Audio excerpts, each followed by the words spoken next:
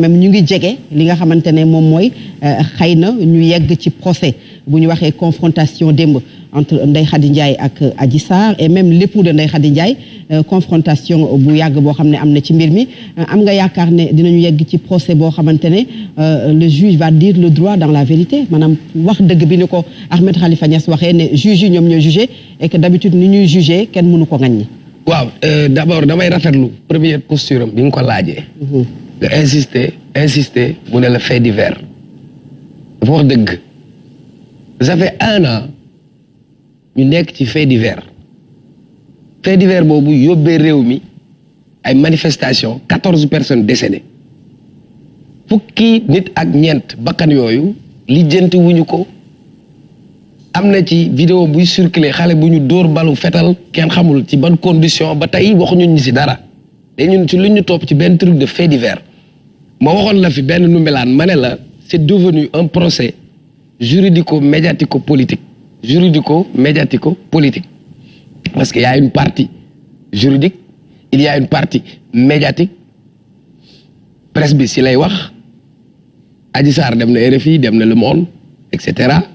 Ça commence à faire le tour du matin au soir on ne parle que de ça politique parce que dafa concerner nit bu nekk ci kuréelu politique nekk ci langue politique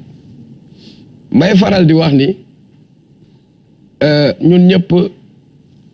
dañu nekk ci sunu réew am ay principe yu ñuy wax principe fondamental bi may wax la ma doon wax ci njëlbeen laay waxaat tey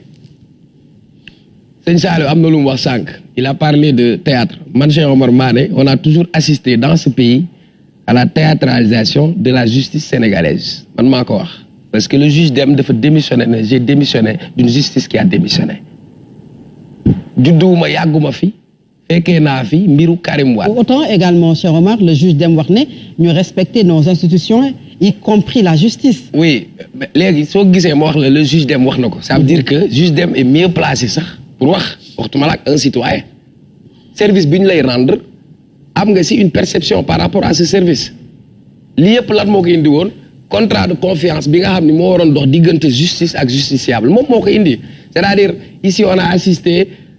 enrichissement illicite 25 dignitaires du régime libéral la ñu cité woon et cetera benn nit lañ ci lijjante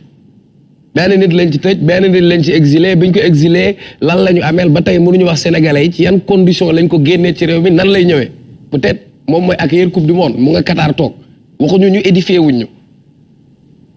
et pourtant dañuy wax la justice elle est rendue au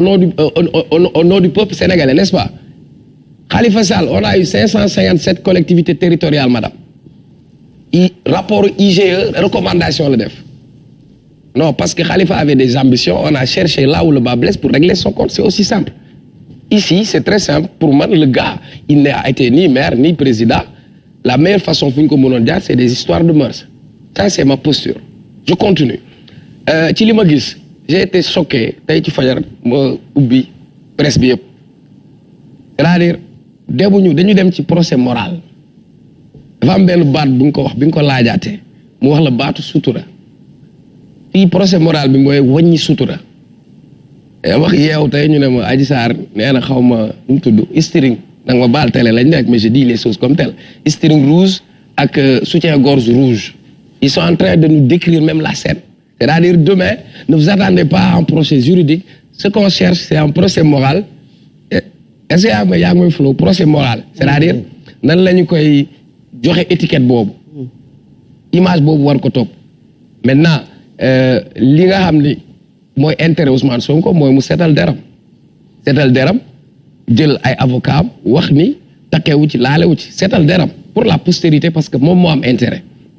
ici Adji Sarr posé na ay accusation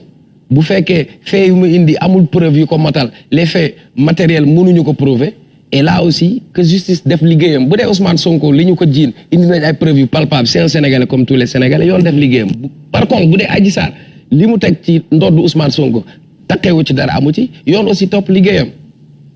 mais fii ñu toll nii mënuñu fi nekk depuis une année ñu topp ñu léegi fu ñu mujjee nii pour wax le procès moral de plus en plus ñuy dem après lu ñu lay wax caleçon bu verte la wala caleçon bu jaune wala bu bleu ñun ñoo sonn c'est la vérité